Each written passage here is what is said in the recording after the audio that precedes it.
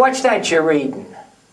A novel? A novel? Well, darn my skin.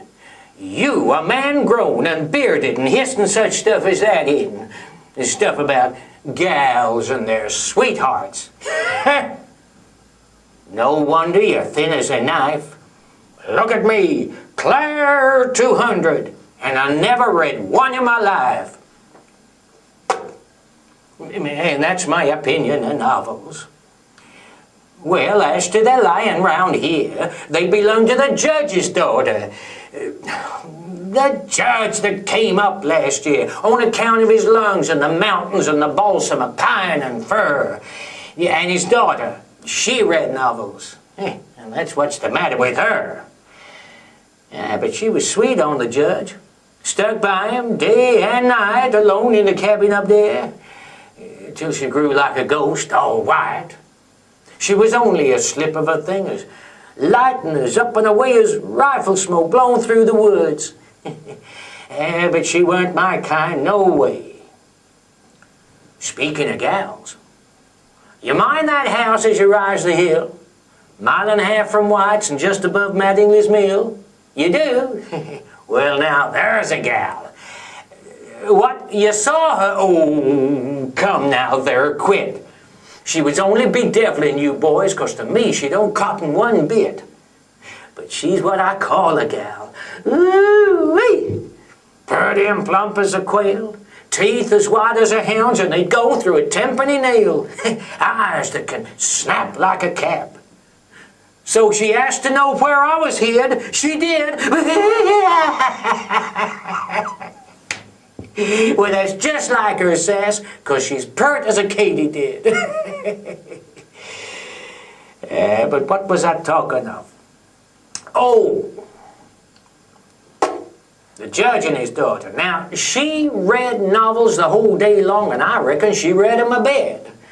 And sometimes she read them out loud to the judge on the porch where he sat, and 'twas how Lord Augustus said this, and how Lady Blanche, she said that. Ha! But the sickest of all that I heard was a yarn about a chap, Leatherstocking by name, oh, and a hunter, chock full of the greenest of sap. And one time they asked me to hear, but I says, Miss Mabel, not any for me. When I likes, I can sling my own lies, and that chap and I mightn't agree. And yet, that gal allus said that I brought her to mind of folks about whom she read. You're something but like of that kind. Oh, and there weren't no end to the names she gave me that summer up here.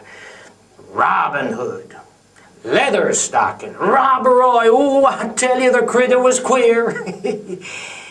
And yet, if she hadn't have been spoiled, she was harmless enough in her way. She could jabber in French to her dad, and they said she knew how to play. And she worked me that shot pouch up there that the man doesn't live as can use. And slippers. Well, you see him down here, as would cradle an Injun's papoose. But along of them novels, you see, she was a wasting and a moping away, and then she got shy with her tongue. And at last, she had nothing to say. And whenever I happened around her face, it was hid by a book. And it tweren't till the day they left that she gave me as much as a look. And this is the way it was. It was night when I came up here to say to 'em all goodbye, for I reckoned to go for deer at sunup the day they left. So I shook 'em all round by the hand, except Miss Mabel, and she was sick, as they gave me to understand. Then, just as I passed the house next morning at dawn, someone, like a little wave of mist, got up on the hill with the sun. Miss Mabel it was, alone, all dressed in a mantle of lace. And she stood there straight in the road with a touch of the sun on her face. And she looked me right in the eye. Well, I'd seen something like it afore when I hunted a wounded doe to the edge of the Clear Lake shore. And I had my knee on its neck, and I just was raising my knife when it gave me a look like that and, well, got off with its life. "We are going today," she said. And I thought I would say goodbye to you in your own house, Luke, these woods in the bright blue sky.